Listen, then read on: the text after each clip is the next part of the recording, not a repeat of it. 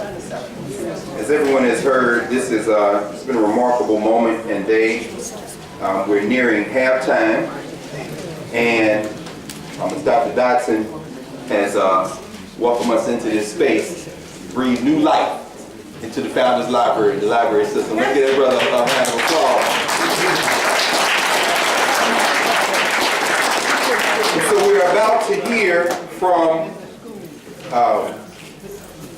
one of Baba Amiri and Mama Amina Baraka's comrades in arms, a sister who really needs no introduction, but there may be a few young people in here who may not know the name Eleanor Traylor. That's okay. Yes, ma'am, but I have to do it for the record. That's exactly right. That's why the Egyptians wrote in stone. It had to stay, right? So the best we can do is videotape. So for the tape, Dr. Eleanor W. Traylor, graduate professor of English, an acclaimed scholar and critic in African American literature and criticism, obtained a BA from Spelman College, an MA from Atlanta University, and a PhD from Catholic University, where she pursued her interests in African American literature and mythology, concentrating this focus in a dissertation on Richard Wright. She later received a Merrill Scholarship to the Stuttgarter Hochschule in West Germany and a research fellowship to study at the Institute of African Studies in Ghana and Nigeria. We won't get into the time she spent at the shrine with Fela, but maybe she'd tell you about that. And I'm not kidding.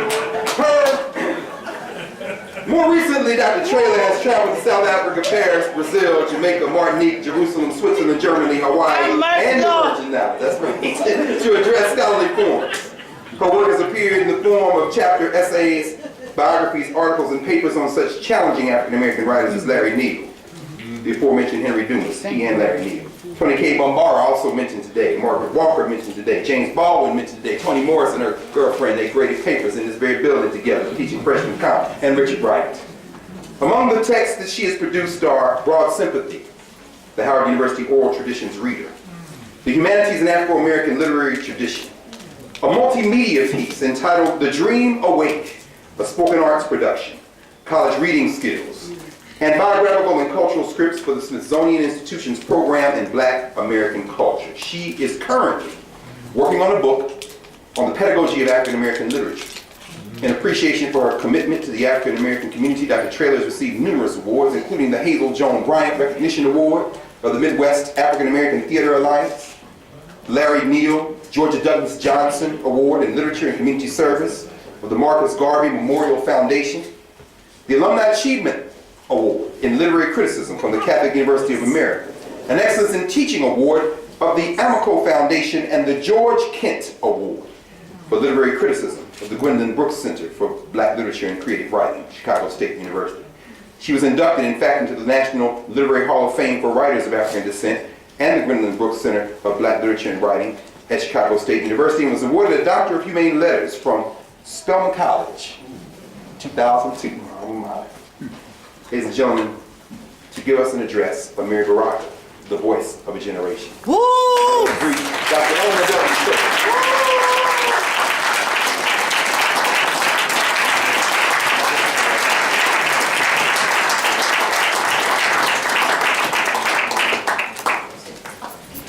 The distinction of the scholarly voice of Howard University is this. You speak something wonderful into existence. All right. Never mind the facts.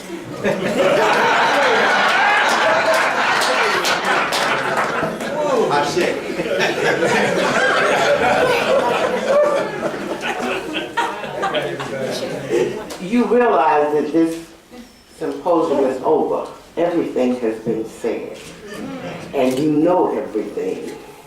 And so now we can just play. Right. Will you let me just play with you?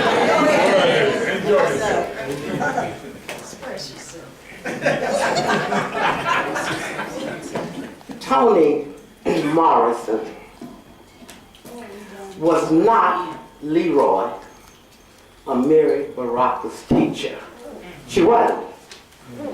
But the popular notion proves the success of the Barakan reframing practice. Sonia Sanchez is not Amity's grandmother. though at any gathering, an innocent bystander might become bemused, Amity would wait for the very moment when Sonia would be surrounded by a bevy of admirers. He'd bark over to the group and greet her warmly and lovingly. Oh, grandmother.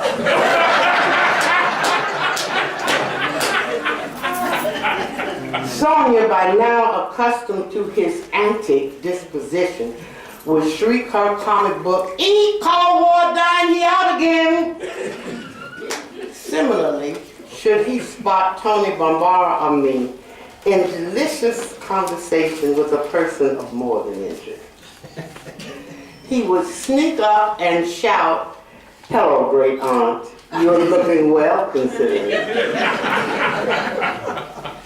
Last week, I received an email from Clyde Taylor.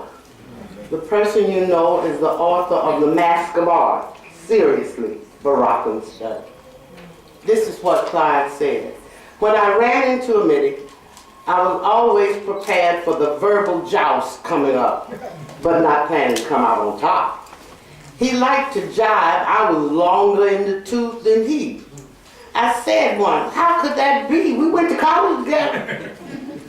His comeback was, "You forgot I was a phenom."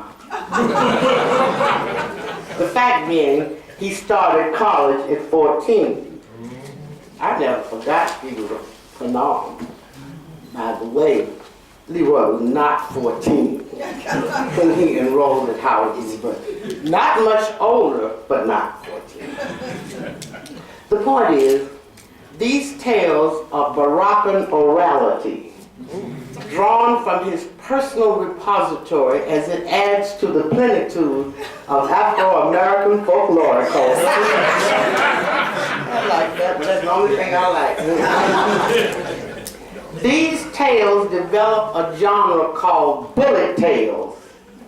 They aim at any narrative threatening to become official, doctrinaire, grand. These tales also may be known as turnaround stories, turnaround tales, which are differently nuanced from slip the joke stories. Elson talked about slip the joke. He ain't slipping the joke. Turning. Bullets and turnarounds do not signify on. They detonate. Next, nay, they detonate their targets, and at the same instant, they tell another tale. Amity was aiming at a name Don L. Lee, becoming Haki Madhubuti, had called him father. Haki had called him the acknowledged father of the Black Arts Movement of the 1960s. Amity was having none of that.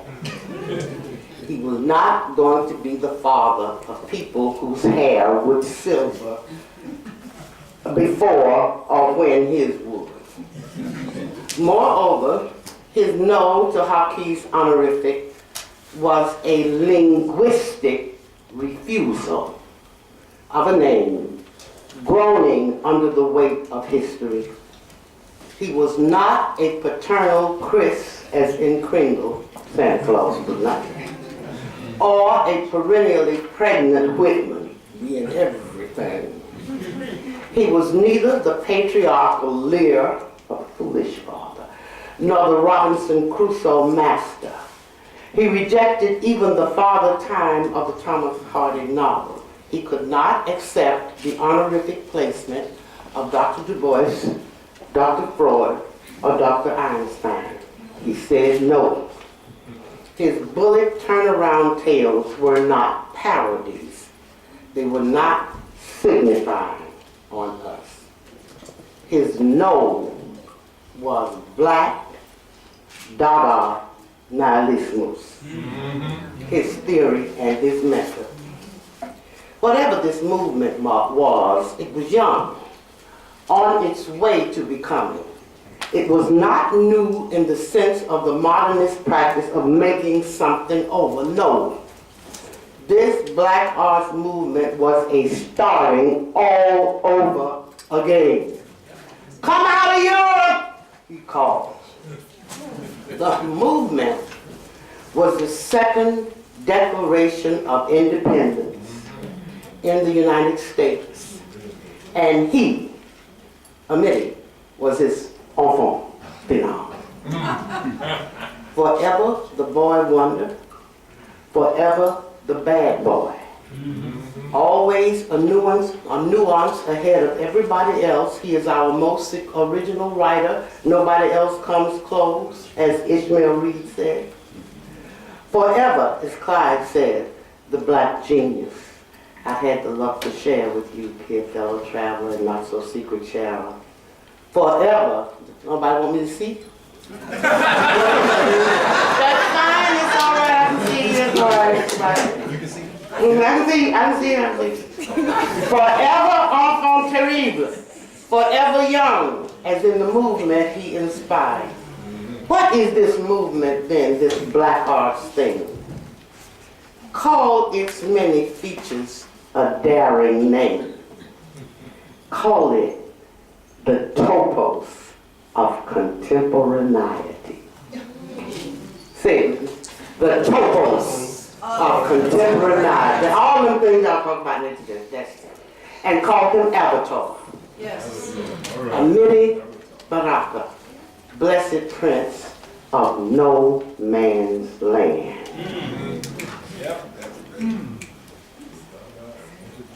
I want to propose, help me now. You got to help me with this. I know this wrong, but I'm trying. Because I want to get it right. I want to propose that Amity Baraka is an event in language. That event advanced theories of consciousness. Conscious wasn't one, it wasn't double. And that advancement named a polyglossic consciousness. Can I have that? Something to see what I'm saying? This is a polyglossic consciousness.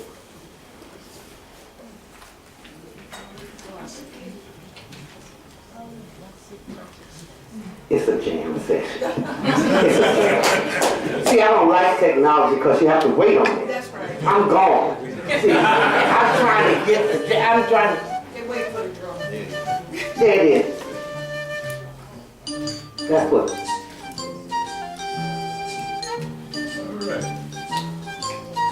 That's what consciousness is. All of that. All the poems, all the drums, all that piano. That jam session for a minute will be just like we are. A confluence of agreeable, disagreeable, pursuant of a common goal, democracy. It will help me say that. A confluence of disagreeable, agreeable. Y'all got to agree. But we all trying to do the same thing, right? Yes. All right, so it's an event in language that advanced theories of consciousness, naming a polyglossic consciousness, a jam session, black. And in doing so, he inaugurates a decoding practice in language that unveils a reincarnation of humanity. Say that again. Okay.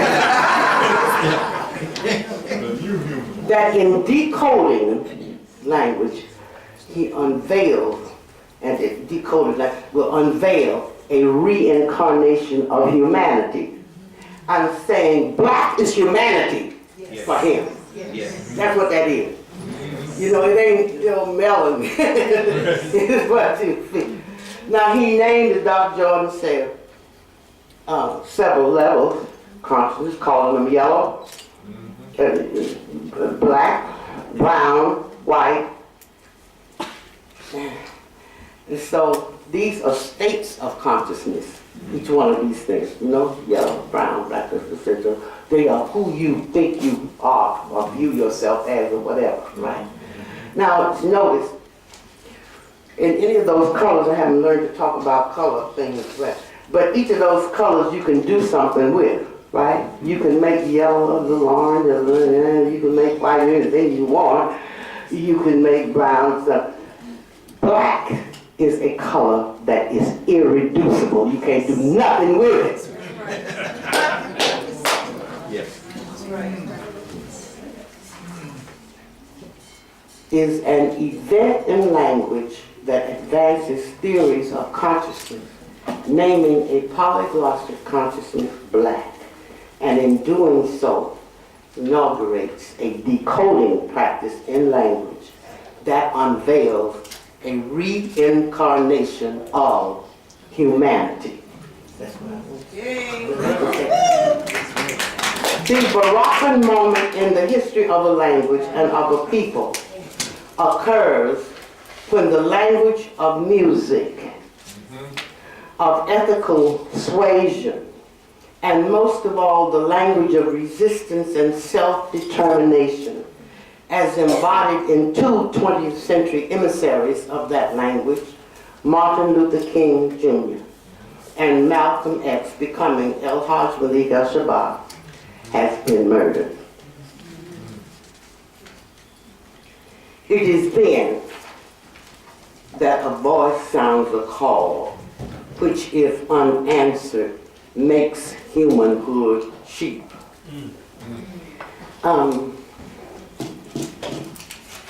Yeah. That moment, that language of music, that embodiment of intelligence and persuasion and so on, is the Baroccan idea of soul. It's him, it's you. Would you let me have that? I love the Lord. Here's my life. Can't find it, can't.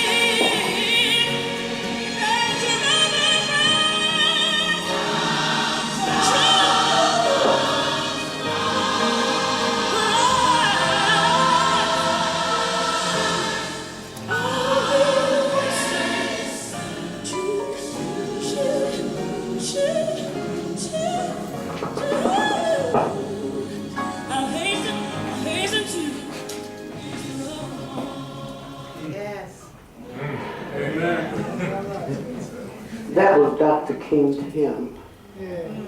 That was you to him. That was him to him.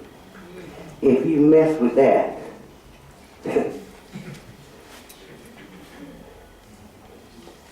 if you mess with that, you have done something to yourself.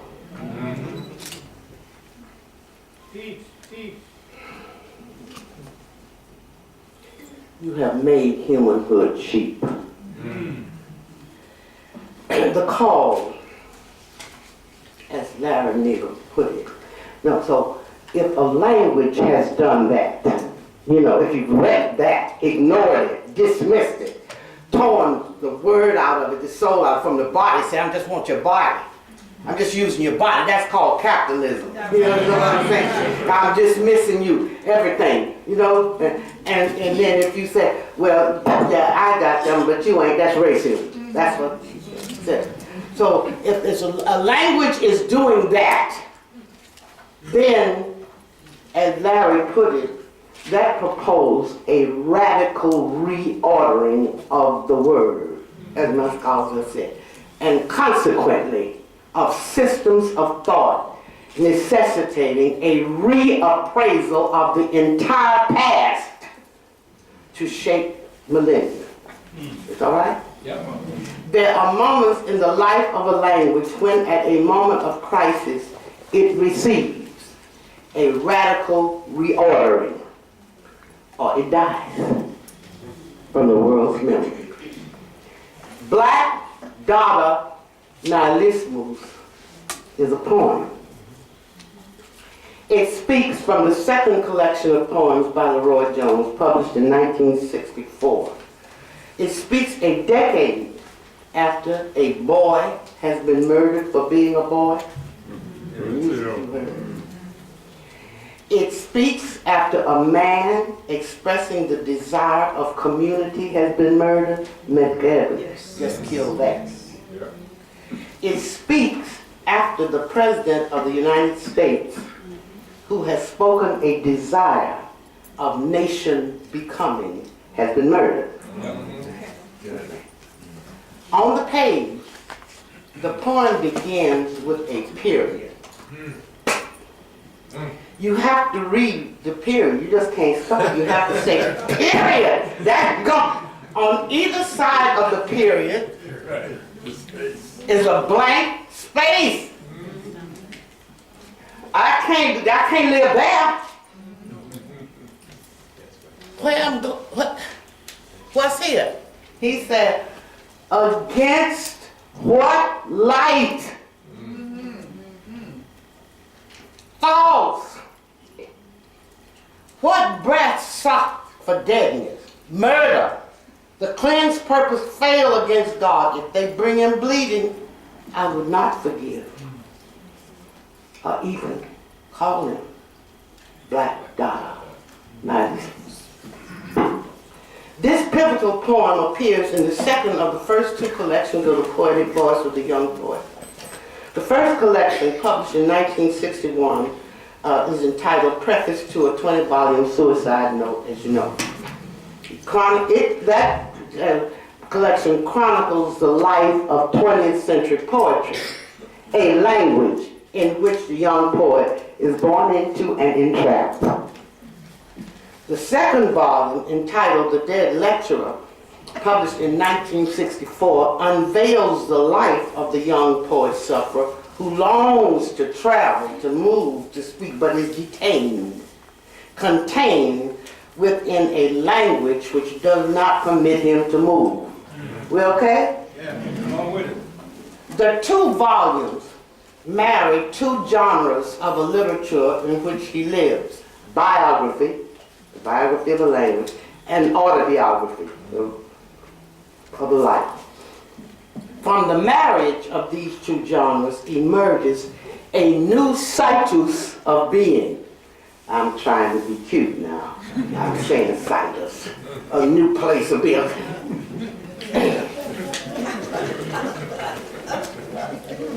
This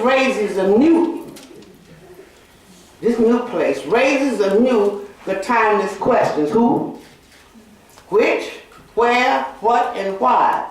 The really cute people who call this ontology, epistemology,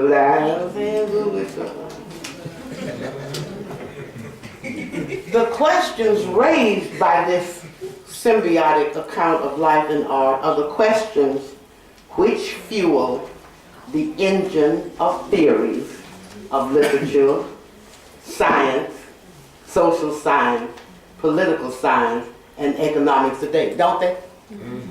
That's what they all ask. The young poet particularizes his rite of passage in a poem called An Agony, as now. In the poem, the poet is trapped inside a being who is not himself. He's trapped in a being who is not himself. The agony of his situation is the agony of labor. A birth is in process. he screamed, I am inside someone who hates me. I look out from his eyes, smell what foul tunes come into his breath, love his wretched women.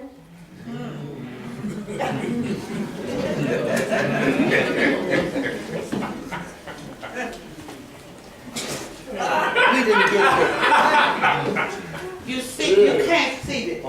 Here's the poem here. Look at that. And this is what he trapped inside. Trying to get out. If this poet is born, a new desire, speaking a new language will emerge. Consciousness is desire. Yeah. The birth will be humanity newborn. A political art as tenderness, he said. This nascent poet is mumbling in fragments and in unphrased phrasings, saying that the ages before him, go back far as you like, have erred in the consideration of the question, what is man? And erred in the crucifixion of the word. But those past considerations will not help him now. Put a period on them. Consciousness has been nuked, nuclearized, fractured, and silenced, which proves but a reference to my disorder. There, said the poet. From his narrow space in the womb of someone who hates me, he said, your world shakes, cities die beneath your shape. I can't use this language. After the bomb, a new episteme of word as flesh is the urgency of the agony called now. New word. In preface to a 20-volume suicide note, his first utterance, the poet is talking to himself about these matters. Is he talking in his sleep, like a patient etherized upon a table? Or is he underground, uttering wisdoms where Wright and Ellison have left him? He is avoiding direct statement, mumbling things that sometimes I feel I have to express myself, and then whatever it is I have to express falls out of my mouth like flakes of ash from a match, blah, blah, blah, blah, blah, blah. He is juxtaposing images without explanatory linkages. He is refusing rhetoric. He is eliminating punctuation, which would clarify the identity of the speaker. He is commenting upon a sense of contrast between the internal and external, the individual and social, the mind and nature, isolating himself by his intentional vagueness and difficult. Only capable of comment, he is not capable of community or action. That's the language he's trying to speak in, and it's failing him and me. I'm telling you. If you want to read the 20 volumes, well, you can. I don't like it. Yeah. It's an amazing venture, though, you see, because he wanted the word to circulate. Some people are going to understand that language, you understand? Others won't. He is hoping that I won't understand. Not that I will understand it, but I won't like it and talk bad about it. The voice here in agony is seeking another idiom. But to speak is to bear the weight of a civilization, Mr. Fanon said. Is to bear the weight of a civilization that has killed, is killing him. His effort to assume a culture is an agony. He is surrounded by a decorum of old men practicing a threadbare elegance upon him, insisting that there is nothing beyond the poem. This agonized poet says, I'm hung. Hung from trees, blown down, a cold music, a colder hand, you grip your bare soul. Where is the soul's place? What is nature? The school of criticism saying nothing, no meaning except in the poem himself. He's screaming. In his screams of agony, the poet finds another idiom for expression.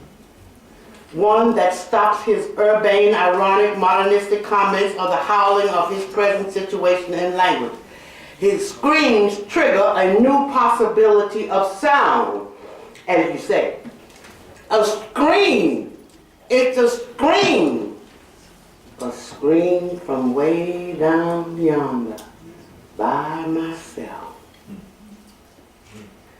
An enunciation of life in the midst of the devastation of a world where word has been torn from flesh, a people murdered.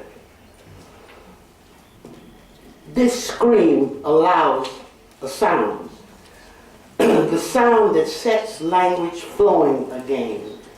The sound that made music and language one, this life-affirming, life-engendering scream also allows a movement, you say, a fix of muscle, a position for myself to move. His tone changes. Love has called me out, he says, and let me once create myself, and let you, whoever sits now breathing in my words, create a self of your own. One that will love me. The poet has discovered Black Dada Nihilismus, a black stopulous poem, which delivers the poet from a language which negates his life and resituates the poet, placing him at a crossroads, allowing language a choice to enter what it loves and pay the price or die. Now we will hear this poet speak from a different place. He's out of that language. We will hear him speak from a different place. Howard University, his alma mater. He is expressing the desire, the love, the sound, the energy with which the scream has filled him. The violence of the scream has enabled his birth from the womb of someone who hates him and replaced him now on the steps of the Department of Religion at Howard University. He shouts, "We want poems that shoot and kill, setting fire to Whitey's ass. Let the world be a black poem." Lord.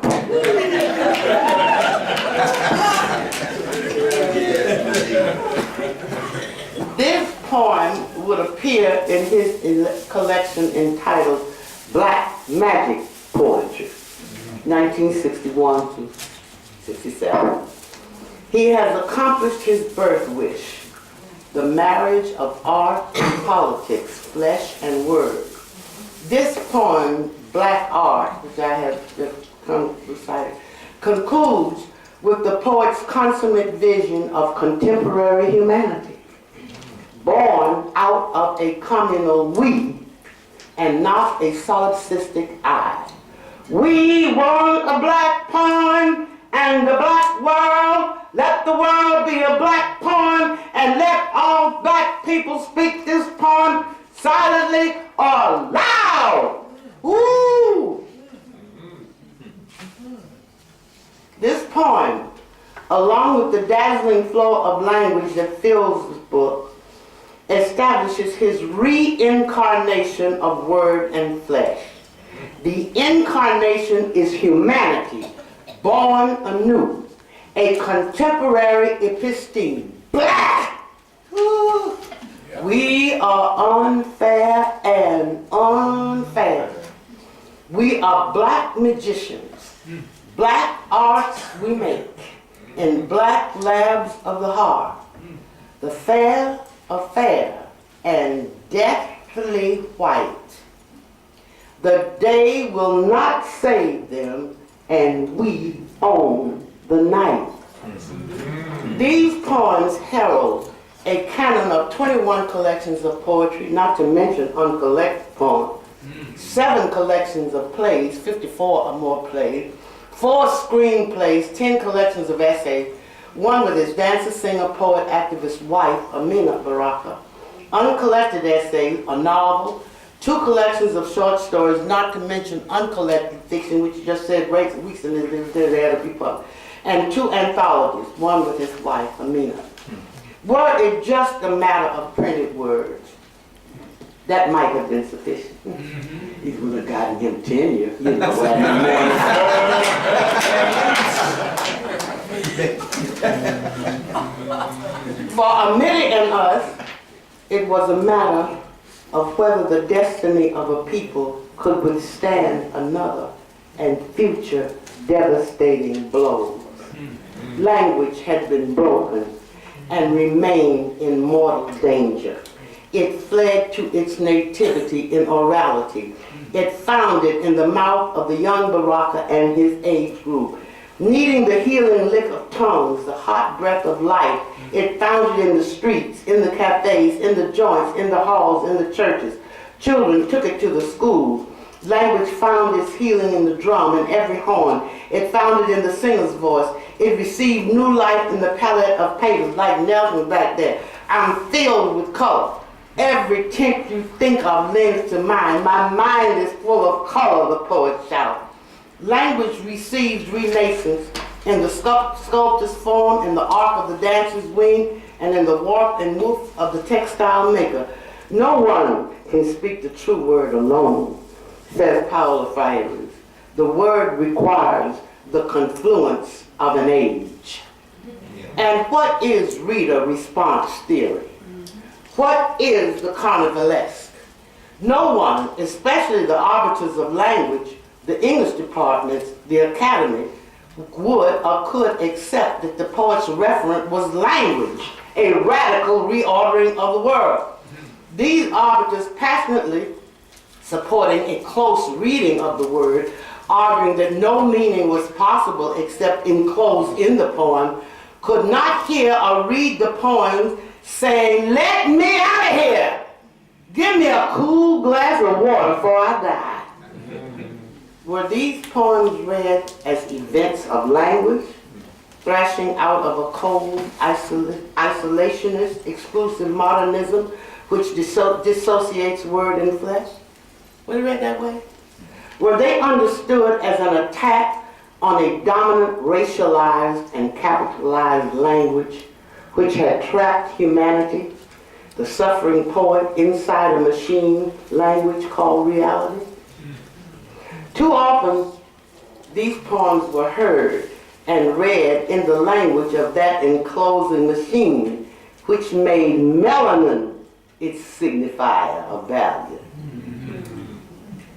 Everybody running around here talking about, I'm black, and you ain't black enough. What y'all talking about? Are y'all crazy?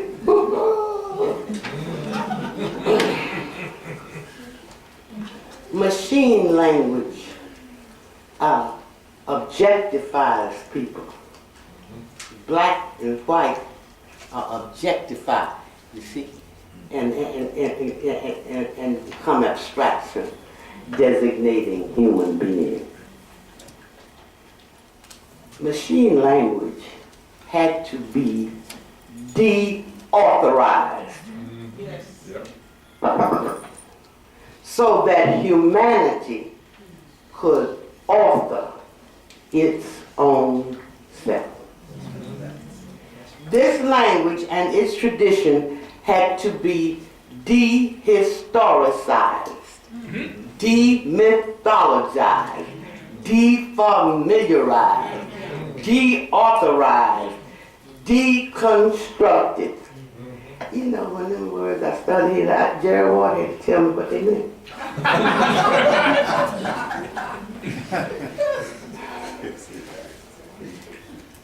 Language had to be dehistoricized, demythologized, defamiliarized, deauthorized, deconstructed. Kick Whitey's ass up against the wall, motherfucker. This is a sticker. Woo!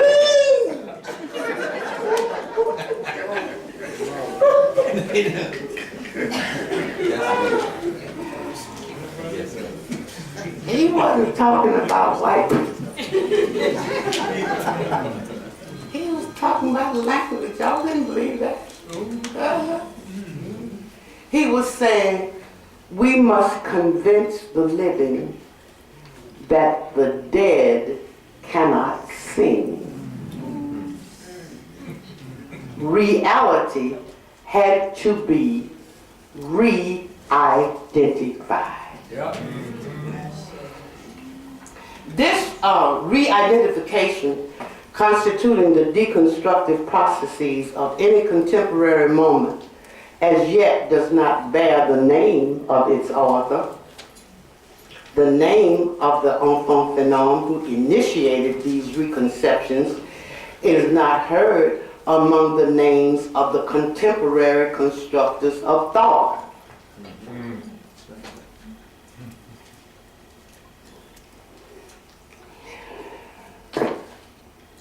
What that question I got? Amidi Baraka has been rejected, despised as enfant terrible, saying all the bad words, gaining the rebuke of himself and his generation. The conventional wisdom say, y'all better stop that mess, fooling with them crazy white folks. Y'all better get y'all's education.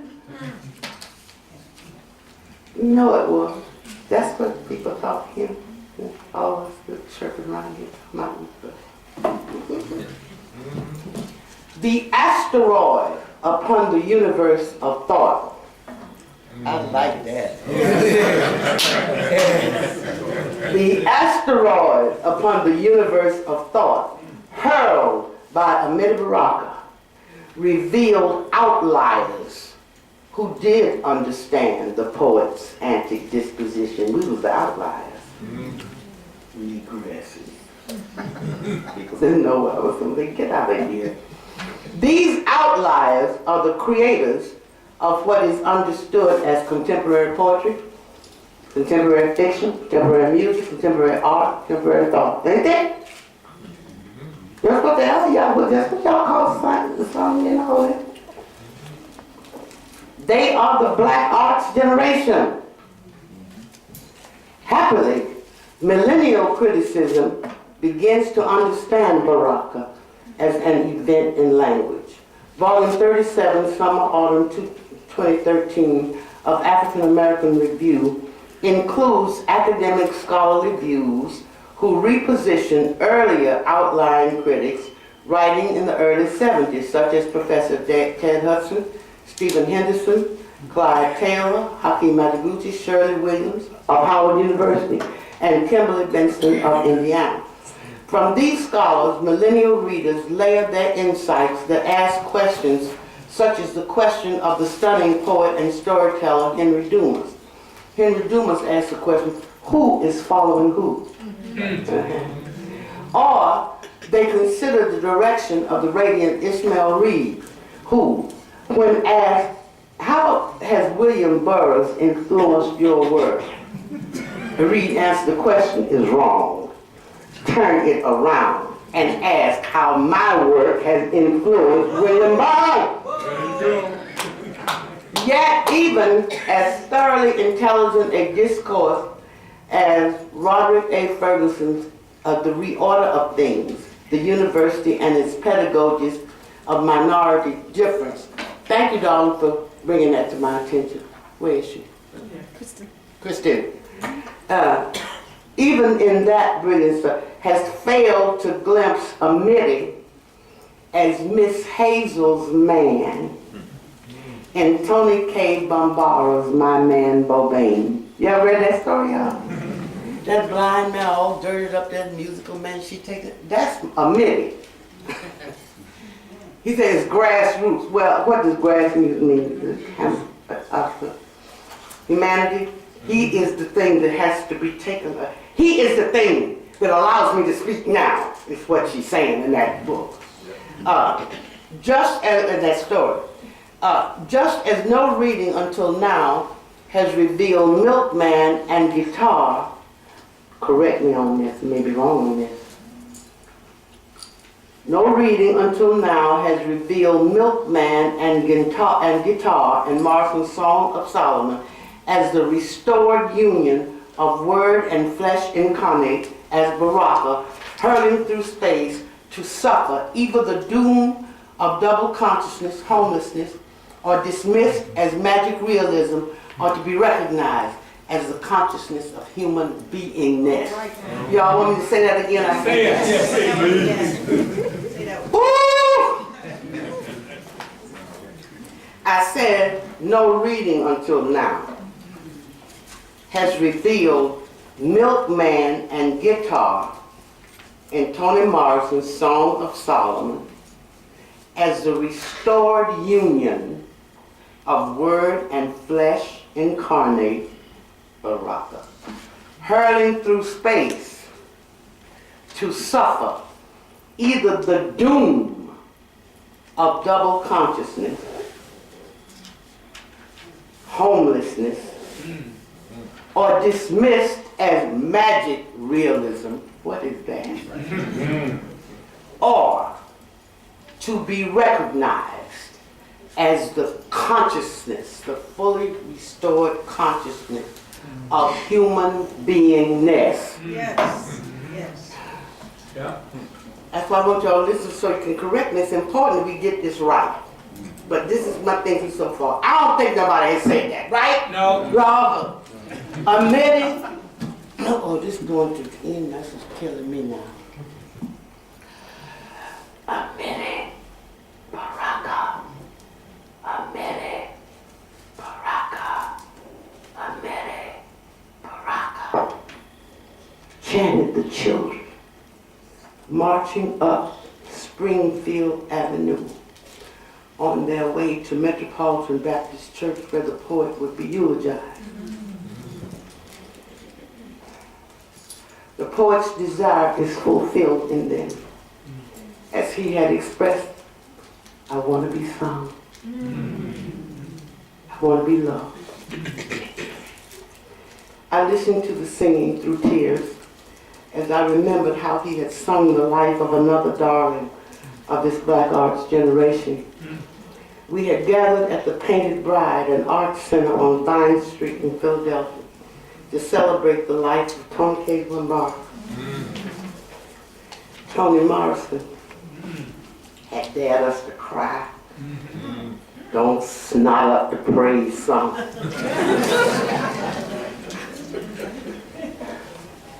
Omitted paying absolutely not the slightest attention to her was popping on us as usual until